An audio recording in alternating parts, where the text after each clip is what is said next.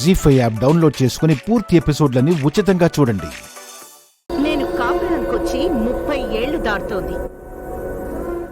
బావగారు ఉన్నప్పుడైనా వారి తర్వాతైనా మొత్తం పెత్తనం నేనే చేశాను. ఎప్పుడైనా ఇలా మాట్లాడానా?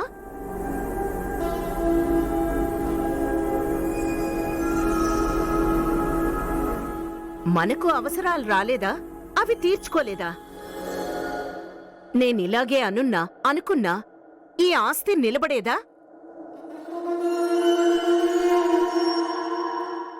అంత రహస్య అవసరాలేంటో మీ మనవరాల్ని అడగండి.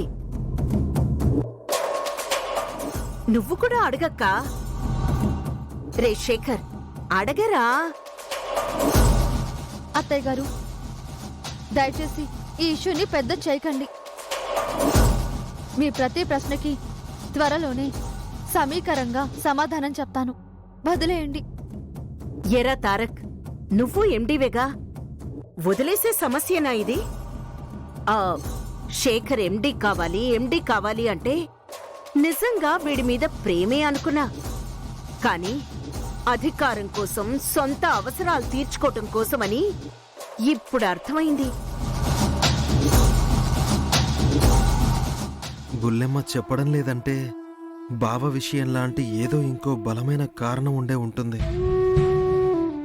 వైష్ణవి అనవసరంగా ఖర్చు చేసే మనిషి కాదు. చెప్పలేని కారణం ఉందంటే ఖచ్చితంగా ఈ కుటుంబానికి అవసరమైందే అయ్యుంటుంది.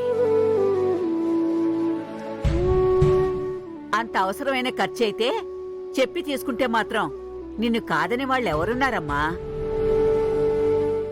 ఏం నాన్నమ్మా అలా మాట్లాడతావు? ఇది కరెక్ట్ కాదు. కరెక్ట్ కాదు, నిజమే. ఇప్పుడు ఏం చేయమంటావురా? హక్కులు అడిగేవాళ్లు బాధ్యతగా వ్యవహరించాలి అంటున్నాను. వదిలేస్తే ఈ లక్షలు కోట్లవుతాయి, కొంప కొల్లేరవుతుంది, కంపెనీ మూతపడుతుంది, మనం రోడ్డు పాలవుతాం. అంత అన్యాయంగా నేనేం ప్రవర్తించలేదు. సమయం వచ్చినప్పుడు నేనే చెప్తాను. గాజులు తాకట్టు ఖర్చుకే ఇప్పటిదాకా సమాధానం లేదు. ఇంకా దీనికెప్పుడు సమయం రావాలో?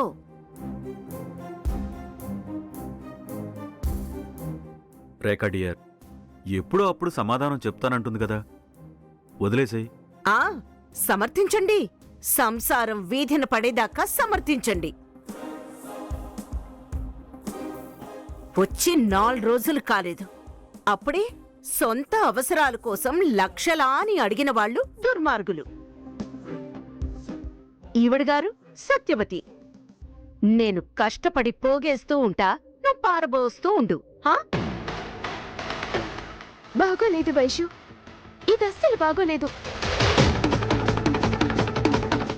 ఖర్చు చేసి స్వతంత్రం అంటూ సమాధానం చెప్పకపోవడం నువ్వు తలంచుకుని నాకు తలవంపులు తెస్తున్నావు. బర్త్డే హ్యాపీగా జరిగిందనుకున్నాను, కానీ మూడ్ మొత్తం డిస్టర్బ్ చేశావు.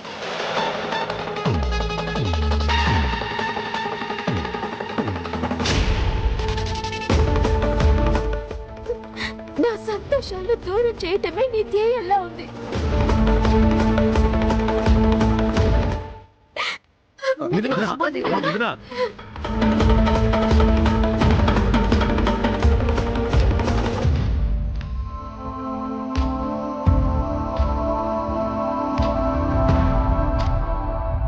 జీ5 యాప్ డౌన్లోడ్ చేసి అన్ని ఎపిసోడ్స్ పూర్తి ఉచితంగా చూడండి.